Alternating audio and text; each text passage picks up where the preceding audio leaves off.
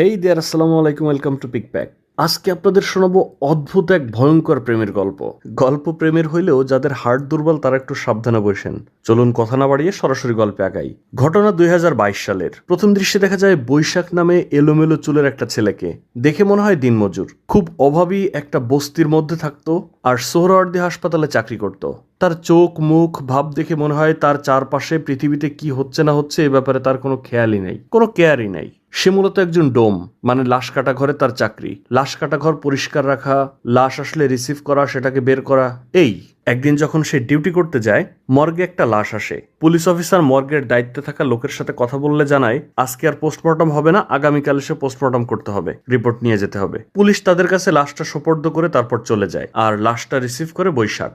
তো যারা এই ধরনের মর্গে কাজ করে বা মরা লাশ মরা মানুষ এগুলো নিয়ে ডিল করে, এরা আসলে ভাই সাধারণ মানুষের মতো মানসিকতা বা সাধারণ মানুষের মতো হার্ট নিয়ে থাকতে পারে না, হয়তো থাকতে চায়ও না। বৈশাখ তাই এই লাশ কাটা ঘরকে যেন একেবারে নিজের মতো করে নিয়েছিল, আপন করে নিয়েছিল। আর বাইরের বাস্তবতাকে ভুলে থাকতে সে ভেতরে বসে সিদ্ধি খাইতো বা সবজি খাইতো আর কি। তো বডি নিয়ে যাওয়ার পর বৈশাখ একটা ফ্রিজের দরজা খুলে দেয়, সেখানে বৈশাখের সামনেই লাশটাকে রাখে। বডি রেখে চলে যাওয়ার পর বৈশাখ আবার তার বুদ্ধির গোড়ায় যখন ধোয়া দেয় সবজি দিয়ে, তখন তার মাথা খোলে। হঠাৎ করে সে খেয়াল করে সে লাশটার হাতে একটা আংটি দেখেছে, এবং তার চোখ মুখ দেখে মনে হয় এই আংটিটা সে চিনতো বা চেনে। প্রথমে সে কাছে গিয়ে ফ্রিজটা আবার খুলে আস্তে আস্তে বডির হাতটা আলগা করে, দেখে তামার তার দিয়ে হাতে বোনা একটা আংটি, এবং এটা দেখে সে ভড়কে যায়। দ্যাট মিনস এই আংটিটা আসলেই সে চেনে। ভয়ে তার হাত পা কাঁপছিল, তারপরও আস্তে আস্তে কাঁপতে কাঁপতে কোনো রকমে যখন ওই বডির মুখটা আলগা করে, মুখটা দেখেই বৈশাখ জাস্ট লাশের পাশে বসে পড়ে আর তার দিকে ফ্যাল করে তাকিয়ে থাকে। সে তো পুরা নাই হয়ে যায়, একটা মেয়ের লাশ। তার সাথে বৈশাখের কি সম্পর্ক বা সে কিভাবে চেনে, এইবার আসি এই গল্পে। 2014 সালের ঘটনা। ও নহর, অভাবের সংসারে একমাত্র মেয়ে, এক বড়লোকের বাসায় ঝিয়ের কাজ করত। একজন অসুস্থ মুরব্বী ছিল, তাকে দেখাশোনা করতো আর কি। এনার পেশাব পায়খানা পরিষ্কার করা, শরীর মুছে দেওয়া, খাবার দেওয়া, ওষুধ ঠিক মতো দেওয়া, মানে টুকিটাকি নার্সিং এর মতো বলা যায়, বাট মেইনলি জি টাইপের যে কাজগুলো, কাপড় পরিষ্কার করে দেওয়া, এই টাইপের। নহর যখন এই বাসায় কাজ করত, তার জন্য এই বাড়ির বাইরে রাস্তায় দাঁড়িয়ে থাকতো বৈশাখ। সেদিন সে একটা তামার তার পেয়েছিল রাস্তায় কুড়িয়ে, সেটা পেঁচিয়ে পেঁচিয়ে একটা আংটি তৈরি করছিল। নহর আর বৈশাখের দাঁড়িয়ে থাকা বা তাদের এই প্রেম, এইগুলো বাড়িওয়ালা তার জানালা দিয়ে দেখতো। বৈশাখ ছিল পিওর টোকাই। কি করতো শোনেন, সে অনলাইনে বাজি ধরতো। আর আপনারা তো জানেনই এটা হচ্ছে এক ধরনের ফাঁদ। এইখান থেকে খুব কম মানুষ যারা কমিশন খায় তারা বাদে কেউই তেমন বড় লোক হইতে পারে না, সবাই টাকা পয়সা খোয়ায়। অনলাইনে এই ধরনের নিউজ প্রচুর দেখা যায়। আই হোপ আমার কোনো ভিউয়ার এই কাজগুলো করে না, বা যদি কেউ করেও থাকেন আস্তে আস্তে বলবো সরে আসেন। তো বৈশাখ জুয়া খেলে অনেকগুলো টাকা হারাইছে।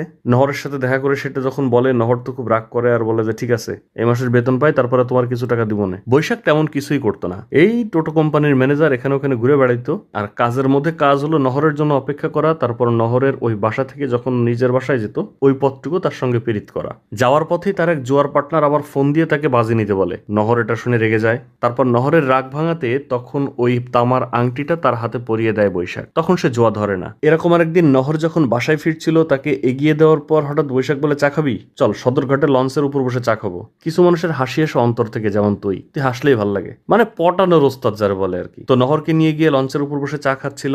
নহরের বাড়িওয়ালি তার হাজবেন্ডের সাথে খুব একটা শান্তিপূর্ণ অবস্থায় ছিল না। তাদের বাচ্চা কাচ্চা হয় না, ডাক্তার কাছে অ্যাপয়েন্টমেন্ট নেয় অনেক কষ্ট করে, দেখা করতে যাইতে বলে, কিন্তু তার হাজবেন্ড যাইতে চায় না তার অফিসের ব্যস্ততার কারণে। এরকম বিভিন্ন ছোটখাটো বিষয় নিয়ে তাদের মধ্যে সবসময় মনোমালিন্য থাকে। সেদিন কাজ করে যখন নহর বের হচ্ছিল, বৈশাখ এসেই তাকে ঝাড়তে শুরু করে, তোমার ফোন ধরস না কেন? এতক্ষণ ধরে তোর ফোন দিচ্ছি। নহর বলে, আমি কাজ করতেছিলাম না, কাজের মধ্যে থাকলে ফোন ধরা যায়, কথা বলা যায়, আর তোমার নিষেধ করছি না এখানে এসে দাঁড়াবা না? বাড়িওয়ালা উপর থেকে দেখে, এটা দেখতে ভালো দেখায় না। বৈশাখ বলে, তুই কাজ ছাড়বি, পরের বেটার গতর মিশে বেড়াবি, এসব আমার পছন্দ হয় না। নহর বললো, আচ্ছা তা তুমি নিজে একটা কাজ কাম ধরো, ইনকাম করা শুরু করো, আমার ঘরে তোলো, আমি এই কাজটা ছেড়ে দিই। আমিও তো করতে চাই না, নিজে কিছু করার মুরদ নাই, আমি কি রাজকুমারী নাকি? আমার ঘরের বউ করে নিয়ে যাও, তখন আমার কিছু করবো না। বৈশাখ বলে, হ্যাঁ করবো তো, তুই কাম ছাড়বি।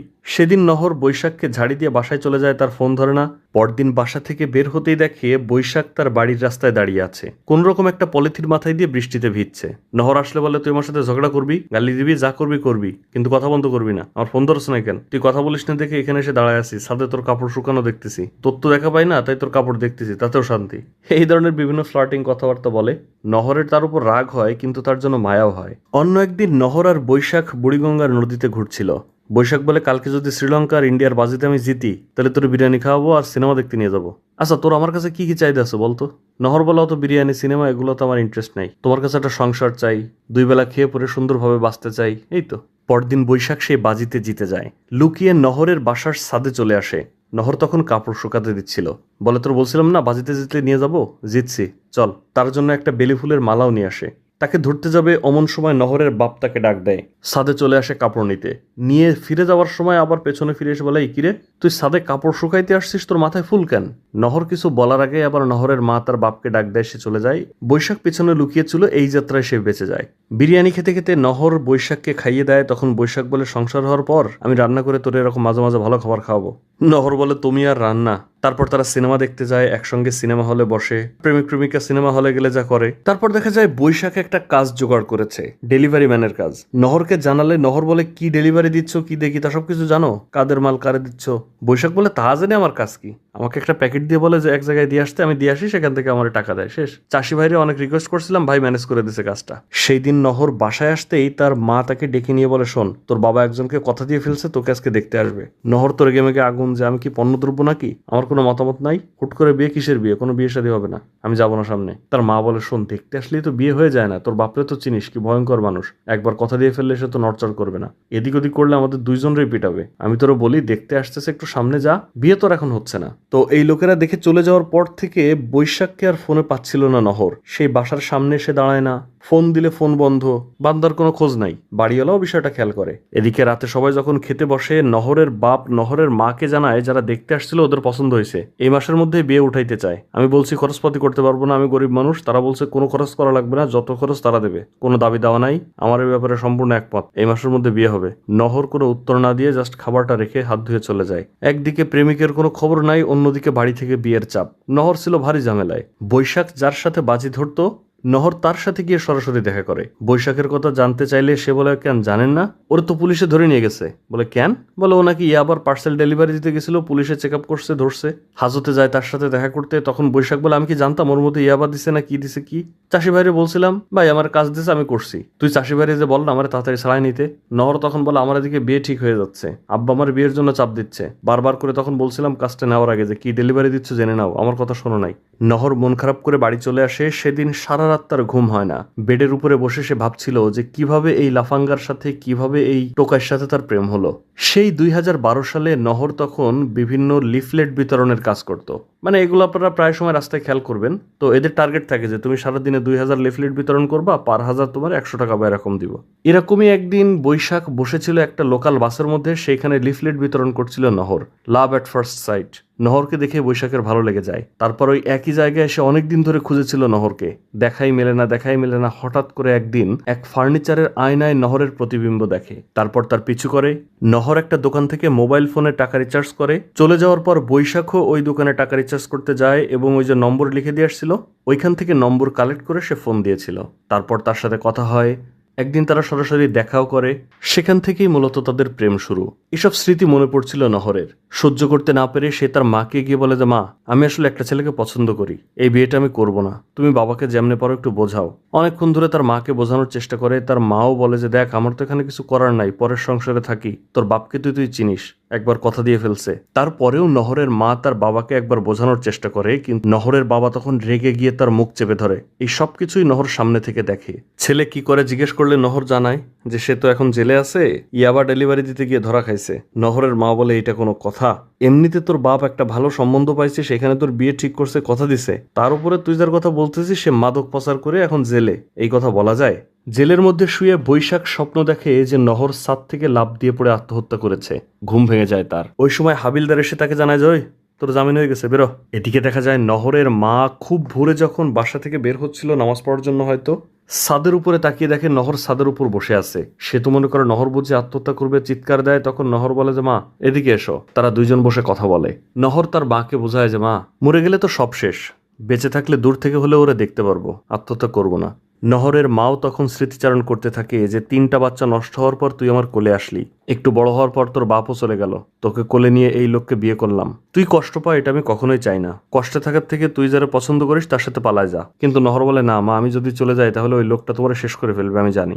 এমনিতেও তার বয়ফ্রেন্ড জেলে, তার উপরে সে চলে গেলে তার মায়ের প্রচন্ড কষ্ট হবে, হয়তো মেরেই ফেলবে মারতে মারতে। সবকিছু মিলিয়ে সে চিন্তা করে যে থাক, ভালোবাসলে যে তারা পাইতেই হবে এমনকি, দূর থেকে ভালোবাসবো। জেল থেকে বের হয়ে বৈশাখ নহরের জন্য একটা লাল বেনারসি শাড়ি কেনে, একটা চশমা কেনে।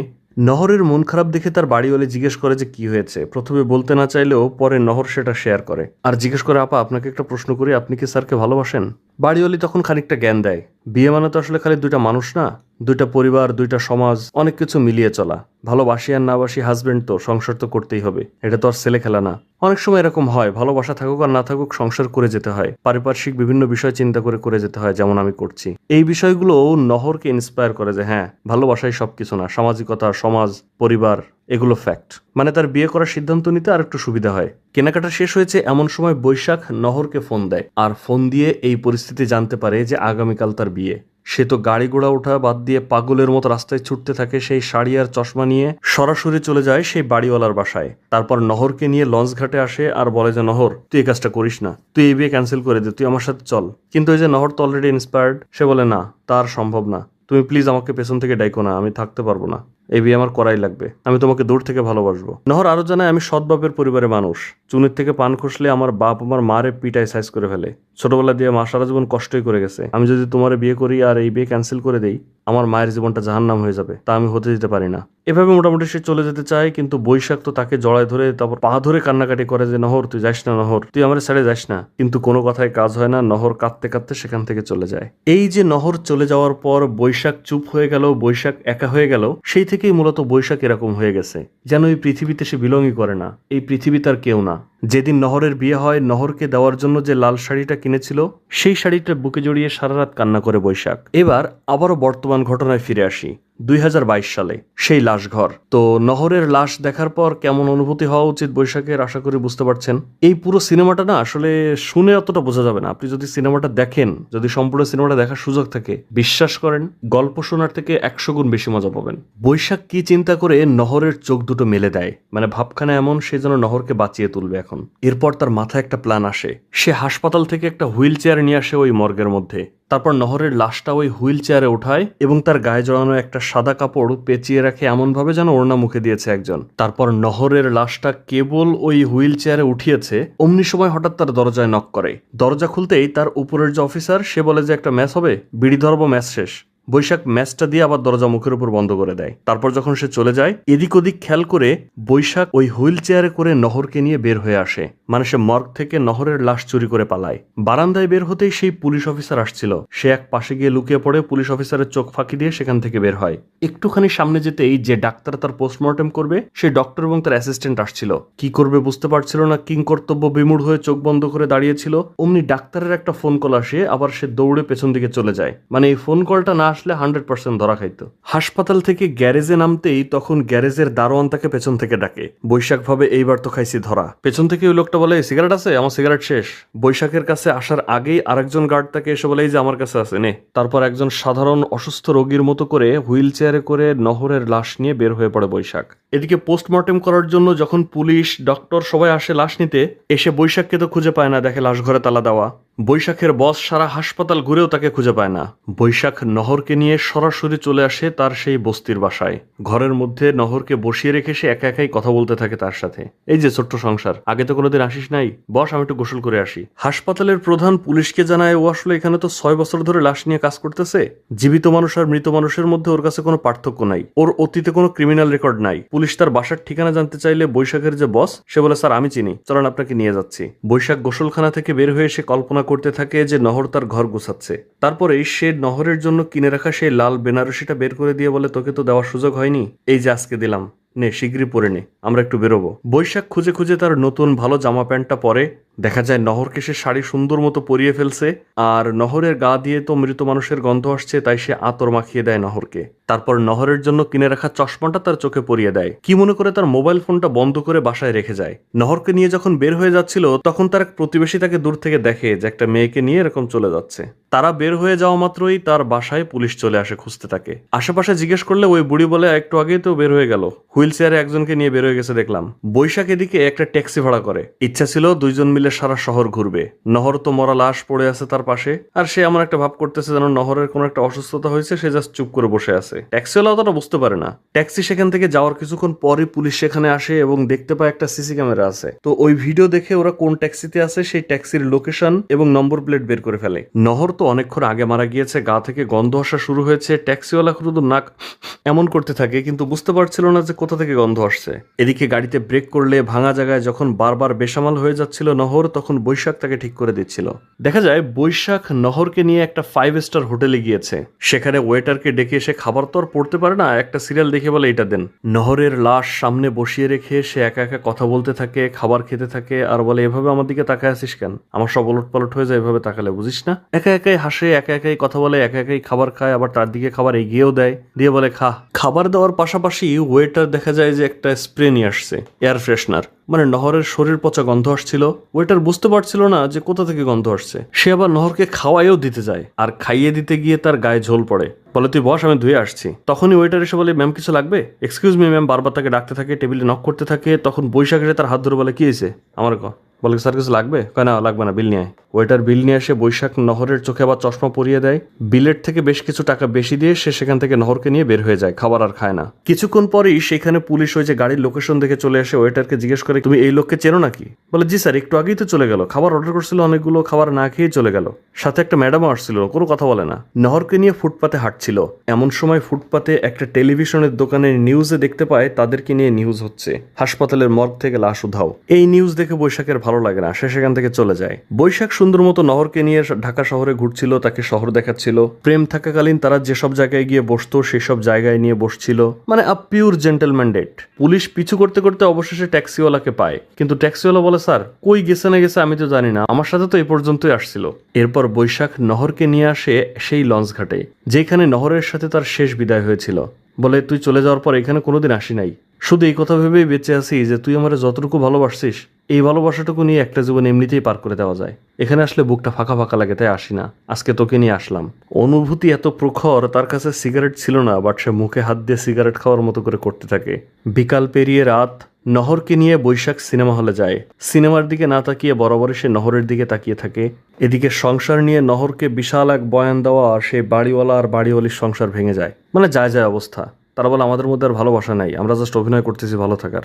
এইভাবে ভালো থাকা যায় না, শুধু দূরত্ব বাড়তেই আছে। সারাদিন ঘুরে বৈশাখকে না পেয়ে পুলিশ আবারও তার বাড়িতে আসে, তালা ভেঙে ঘরে ঢোকে। তল্লাশি করতে করতে বৈশাখ আর নহরের দুইজনের একসাথে একটা ছবি পায়, আর বৈশাখের বন্ধ করে রেখে যাওয়া মোবাইল। তবে এই ছবি পাওয়াতে তারা কিছুটা বুঝতে পারে যে আচ্ছা তাহলে এই কেস, আগে এরা প্রেমিক প্রেমিকা ছিল, এই জন্য নহরকে চুরি করছে। তল্লাশি করে পুলিশ যাওয়ার ঠিক পরপরই নহরকে নিয়ে বৈশাখ তার বাসায় আসে। দরজা খোলা, আলমারি খোলা, ঘর এলোমেলো করা, এগুলোতে তার কোনো কেয়ারই নাই, কারণ তার ঘরে আসেই বাকি, চোর এসে নিবেই বাকি। সে ওদিকে খেয়াল না করে বলে খিদা লাগছে, দাঁড়া আজকে আমি নিজের হাতে রান্না করে তোরে খাওয়াবো। তারপর বৈশাখ রান্না করে, ডিম দিয়ে আলু দিয়ে ঝোল করে দুইজনকে 2 প্লেটে দিয়ে তারপর সে একা একা খায় আর তার সাথে কথা বলে। বলে আমি ভালো একটা রান্না করতে পারি না, ঠিক আছে, কথা তো ছিল বিয়ের পরে তোর কাছ থেকে শিখে নেবো, তা তো আর হলো না। ভালো হোক খারাপ হোক, খাওয়াটাই বড় কথা, খেয়ে দেখ। খাওয়া শেষে দুইজন মিলে টেলিভিশন দেখতে বসে। সেইখানে আবার এরকম সংবাদ হয়। সংবাদে আবার নহরের লাশ চুরির কথা বলে, এসব তার ভালো লাগে না। চ্যানেল পাল্টাতে একটা রোমান্টিক সিনেমার দৃশ্য আসে। বৈশাখের এই সিনেমাটা খুব প্রিয়, একজনকে হারিয়ে একা বেঁচে থাকার একটা সিনেমা। সেই গল্পের যতগুলো ডায়লগ, সে নহরের দিকে তাকিয়ে অনর্গল বলতে থাকে।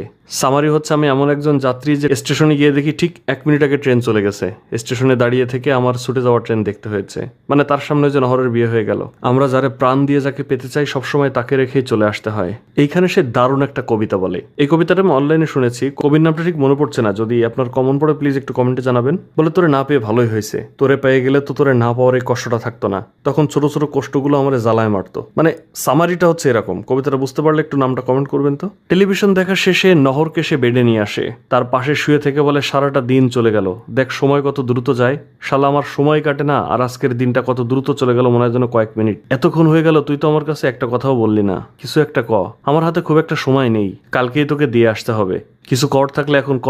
কখনো নহরের পাশে শটাং হয়ে, কখনো তার হাত ধরে শুয়ে সারাটা রাত কাটিয়ে দেয় বৈশাখ। বলে কালকে তোরে নিয়ে যাব, ভয় নেই, এবার ওরা তোরে যেখানে রাখবে আমি সেখানেই থাকবো, আগে একবার আমার হাত থেকে তোরে নিয়ে গেছে, এবার আমি আর তোরে ছাড়বো না। মানুষের যখন খুব আনন্দ হয় তখন মানুষ ঘুমাতে পারে না, আবার যখন অনেক কষ্ট হয় তখনও ঘুমাতে পারে না। আমার যে কি হচ্ছে আমি নিজেই বুঝতে পারতেছি না। এদিকে নহরের বাড়িওয়ালি, তার হাজবেন্ড টাকা পয়সা, অফিস, জীবন নিয়ে খুব ব্যস্ত থাকায় তাকে যে সময় দেয় না, তাদের মধ্যে যে বন্ধুত্ব নাই, ভালোবাসা নাই, একসাথে থেকে একাকিত্ব বেড়ে চলেছে, এইসব কারণে সে ডিভোর্স চায়। পরদিন সকালে ডিভোর্স নিয়ে সে হাঁটতে হাঁটতে চলে যায়, আর বৈশাখ নহরকে নিয়ে বাসা থেকে বের হয়ে আসে একটা চায়ের দোকানে। বলে 2 কাপ চা দেন। নহরের চাটা পাশে রেখে দিয়ে সে যখন চা খাচ্ছিল, তার পাশে এসেই সেই পুলিশ অফিসার দাঁড়ায় পাশে বসে। বৈশাখ ফ্যাল করে তার দিকে তাকিয়ে থাকে আর মনে মনে ভাবতে থাকে যে আমার কাছে একদিনের সংসার চাইছিল, আমি ওকে দিতে পারিনি, জীবিত থাকতে তো ওকে দিতে পারিনি, তাই মরার পর সুযোগ পেয়ে সেই একদিনের সংসার ওর সাথে করলাম।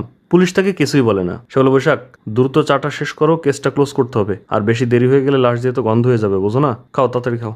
বৈশাখ চা শেষ করে নিজ হাতে নহরকে হাসপাতালে নিয়ে যায়। দেখা যায় নহরকে যখন সে মর্গ পর্যন্ত নিয়ে আসে, নহরের দিকে তাকিয়ে সে কল্পনায় দেখতে থাকে নহর তার দিকে তাকিয়ে একটা হাসি দিচ্ছে, মানে নহরও স্যাটিসফাইড, সেও খুব শান্তি পায় মন থেকে। দেখা যায় হাসপাতালের বাইরে এসে বসে আছে, তার চোখে মুখে মার বা আঘাতের দাগ, হয়তো নহরের আত্মীয় স্বজন অথবা পুলিশ তাকে পিটাইছে ভবের পেটানো, লাশ চুরি করে নেওয়ার জন্য।